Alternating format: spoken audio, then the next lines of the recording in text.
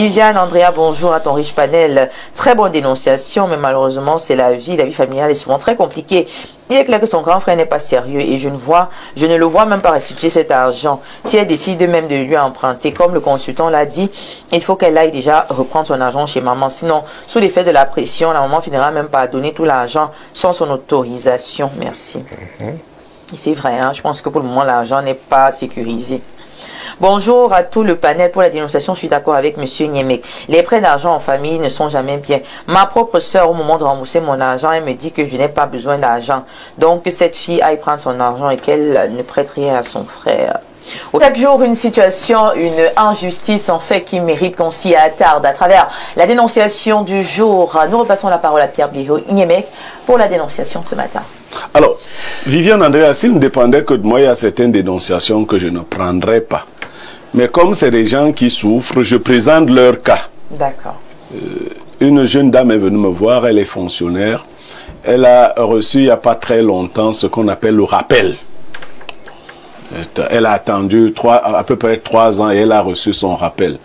Seulement, la situation qui se présente à elle, c'est que son frère, son grand frère, qui est par ailleurs aussi fonctionnaire et qui a commencé à travailler avec elle, est allé voir leur maman. C'est des enfants élevés juste par la maman seule, donc famille monoparentale. Pour que cette maman convainque la sœur de prêter, laissez-moi vous dire, sur les 6 millions que la dame a eu, 4 millions à son grand frère, qui est sur un projet qu'il dit prometteur. La jeune fille m'a dit qu'elle est très gênée parce qu'elle ne désobéit pas souvent à sa maman. Mais que depuis que son grand frère, lui, il travaille, il ne lui a apporté aucun soutien. Elle a attendu 3 ans, c'est un petit ami qui la soutenait ici et là. Maintenant qu'elle a son petit truc, elle voudrait bâtir sa vie, orienter ses investissements. Sa maman lui dit qu'il faut qu'elle fasse ce prêt-là à son grand frère, 4 millions sur 6. Elle m'a demandé mon point de vue que je lui ai donné en offre. Mais j'ai estimé que comme d'autres familles sont souvent dans de telles situations, c'est une histoire qui mérite d'être portée à l'attention des uns et des autres pour qu'on l'analyse ici. D'accord, donc si je comprends très bien, c'est la maman qui veut imposer, n'est-ce pas? Qui impose à sa fille, parce que le frère n'a pas eu lui-même le courage de demander. Et en fait, il faut peut-être préciser que la fille a remis son argent à leur maman pour garder, en attendant de... Et donc le frère est au courant que la maman garde l'argent. Il sait tout, et il est allé voir sa maman. Mais la maman ne lui a pas donné. Elle demande à sa soeur... Donc elle met la pression quand même. Oui, oui, bien sûr. Elle met la pression. Prête ça à ton frère. Vraiment, vous êtes en famille. C'est le garçon qui est l'aîné. Donc c'est l'aîné qui veut prêter chez la petite soeur. Chez la petite soeur. Lui, il travaille depuis longtemps. Il n'a jamais porté soutien à sa petite soeur. D'accord, un prêt. Donc ça soulève le problème des prêts en famille. Hein. Moi, je sais que... Non, mais le montant aussi, sur le montant global. 4 millions de francs CFA. Sur 6. Ce n'est pas la sorcellerie. Bon, je pose d'abord la question. Ne donnez pas, attendez. On ne va pas donner notre point de vue. On a donc justement nos panélistes sur le plateau qui ont écouté la dénonciation de ce matin qui soulève le problème de prêts. Est-ce que vous êtes pour les prêts en famille et surtout ce genre de somme? On parle de 4 millions de francs CFA. C'est quand même énorme, hein, Samuel Bonjok. En principe, il y a un problème. Il y a un problème au niveau un vice de forme. Un vice de forme parce que vous ne pouvez pas avoir besoin d'emprunter de l'argent à quelqu'un et vous passez par une personne interposée. Hein? C'est déjà une pratique qui s'apparente à de l'insérieux. Vraiment, s'il faut le dire comme ça. Et de deux... 4 millions sur 6 millions quand même que la dame a reçu, je crois que c'est assez énorme. Maintenant, le monsieur n'a même, la dame n'a même pas une lisibilité sur l'affaire que son frère veut monter. Parce que votre frère peut monter une affaire, il vous en parle, vous trouvez vous-même l'opportunité d'entrer dans l'affaire peut-être comme actionnaire ou comme partenaire pour que vous partagez les dividendes. Ça existe dans les familles, on peut créer des entreprises familiales et voir comment on peut se mettre ensemble pour faire un business. Mais quand votre frère lui passe par quelqu'un d'autre pour qu'on lui donne l'argent pour qu'il fasse son business, moi je pense que c'est une pratique dolosive, c'est une tromperie. Et en famille, ça ne doit pas se passer comme ça. Déjà, la jeune fille a mal fait de prendre son argent pour donner à sa maman de garder. Ah bon?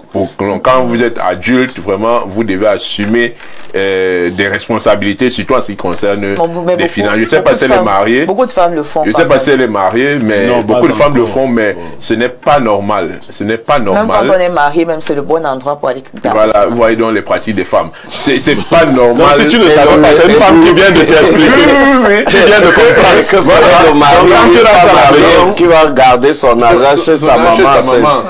C'est très grave. Même lorsque vous n'êtes pas marié, vous ne pouvez pas avoir de l'argent, vous dites qu'une autre personne doit garder. Ça fait enfantin, ça fait irresponsable. Et pour une femme qui est fonctionnaire, si elle ne peut pas garder 6 millions, quand l'État va lui confier une caisse de 100 millions, je ne sais pas si c'est sa maman qui va continuer à gérer les 100 millions. Est-ce qu'elle rentre avec la caisse à la maison? La caisse reste au bureau. Oui, mais non, il y a des gens qui ont des caisses dans les bureaux. Moi, je connais des gens qui ont des coffres forts. Donc, il faut vraiment prendre des responsabilités lorsqu'on est majeur et savoir également avoir des projets. Elle ne peut pas avoir elle ne peut pas avoir un 6 millions qui va arriver et elle n'a pas de projet avec cet argent jusqu'au point de aller le garder. L'argent n'est déjà pas fait pour être gardé comme ça. L'argent doit tourner, l'argent doit circuler. C'est ça qu'on appelle la thésaurisation. C'est une pratique qui est même interdite dans le milieu financier. L'argent doit être injecté dans l'économie pour faire circuler. C'est ça qui crée la richesse. Lorsque des gens gardent des sacs d'argent dans les résidences et autres, comme on voit là, on vole même et on porte plainte. On a le courage d'aller porter plainte qu'on a volé 100 millions, 200 millions dans les maisons. C'est interdit par la loi. Donc, la dame ne doit pas prêter l'argent à son frère parce qu'elle n'a pas de lisibilité sur le projet de son frère, elle n'est pas impliquée dans le projet de son frère. Non, ils peuvent quand même, elle-même doit également. Quand même signer, ils peuvent faire quelque chose de façon. Non, même là, ça ne passe pas. La reconnaissance de dette ou quoi que ce soit, non. La maman est ça ne passe pas là. La maman ne doit pas tolérer ce genre de choses. Pour une maman sérieuse. Vous avez l'impression qu'il y a parfois des mamans qui choisissent, qui aiment plus certains enfants. Oui, une maman sérieuse, elle doit être impartiale et permettre également à sa jeune fille d'avoir des projets pour sa vie. Investir. Et surtout que le grand frère ne se montre pas assez honnête parce qu'on dit bien qu'il n'a pas prêté également ses cours à sa petite sœur alors qu'il travaille depuis. Quelqu'un qu'on ne peut pas arrêter. Est-ce que vous allez pouvoir faire arrêter votre frère? Voilà. Si ne vous rembourse pas. Du coup, vraiment, elle peut aider son grand frère avec l'argent qu'elle a reçu. Elle dit, bon, je te donne peut-être 500 000. Tu vas te battre, je donne 200 000 à l'autre, elle partage, on fait le salaire au village. Donc, le salaire, tu partages avec ta famille, mais après, toi, tu dois construire ta vie. D'accord, c'est bien compris, Pierre Bléro. Mais quel est donc ce conseil que vous avez donné en offre à la dame concernée par cette situation? Bon, j'ai été bref dans le conseil, ça pour la dame. Je lui ai dit d'aller reprendre son argent. Ah non, elle a enlevé son argent. Là où c'est la première chose, quand quelqu'un t'apporte déjà de telles idées, donc qu'elle aille là-bas, qu'elle prenne son argent. Elle va me le faire à son insu. Je dis, non, pas à son insu. C'est vrai qu'elle m'a dit qu'elle n'ignore pas les cachettes de sa maman et tout. Elles sont vraiment fusionnelles. Mais je lui ai dit, va, tu lui dis, remets-moi l'argent. Elle prend d'abord l'argent. Je comprends, Viviane, beaucoup de jeunes filles ont grandi dans cette fusion avec leur maman. Et même quand elles sont en mariage, elles ne sont pas mariées à leur mari. Elles sont, vous êtes mariés à votre maman parce que vous prenez les biens du couple, vous allez les sécuriser chez votre maman, ce qui est dangereux. Elle n'est pas encore mariée. Deuxième chose, il y a deux hypothèses. Si le monsieur, comme il est fonctionnaire, n'est pas sous un crédit, je favorise le fait que tu prennes un crédit. Moi, ta soeur, nous pouvons être cautions tous les deux, mais c'est ton salaire. Comme tu es fonctionnaire, c'est toi qui passes en premier. Je ne suis pas la banque. Pas prendre le crédit à la banque, là-bas. Si tu ne payes pas, c'est là-bas que ça va se gérer. Deuxième chose. Troisième chose, et ça c'est Samuel qui l'a dit. Toute une jeune fonctionnaire, je lui ai dit, mais toi jusqu'au jour de ton rappel, tu n'as pas eu une idée de comment tu vas orienter ton argent? C'est beaucoup trop pour toi? Vous comprenez donc qu'il y a des gens à qui il ne faut pas donner de l'argent. Elle a des projets à très long terme. Donc... Non, mais très long terme, effectivement, elle a 6 millions. Elle devrait avoir lancé ses propres projets pour que sa maman n'ait pas l'idée de venir avec la sorcellerie. moi je ne ramène pas. Fille à maman, dans les récits fille à maman. Moi je ne ramène pas ça à mon niveau. Parce que moi mes conseils sont brutaux. Ma maman, comment tu vas même faire pour me suggérer de prendre les 2/3 de ma fortune et de remettre à quelqu'un parce que lui il a ses projets? Non, vous voyez l'idée des mamans ici, c'est que son fils, faut qu'il réussisse sa vie. Mais c'est un fainéant. Bien sûr. Il a réussi quoi jusqu'à présent? Voilà. Il est méchant. Là aussi un rappel. Parce qu'il a eu son rappel. Il sait que sa soeur a eu le rappel. Maintenant, il part faire la petite sorcellerie. Comme il sait que maman... Non. Prends ton argent. Tu le sécurises. Et d'ailleurs, tu n'aurais même pas dû l'enlever de la banque. De la banque. Si tu n'avais pas un projet. Ta maman n'est pas plus sécure que la banque. Une banque. C'est-à-dire que si tu n'as pas un projet, et ça je donne un conseil à tous les autres. Qui va te générer plutôt des intérêts. Voilà, vous sortez, en banque, on vous paye.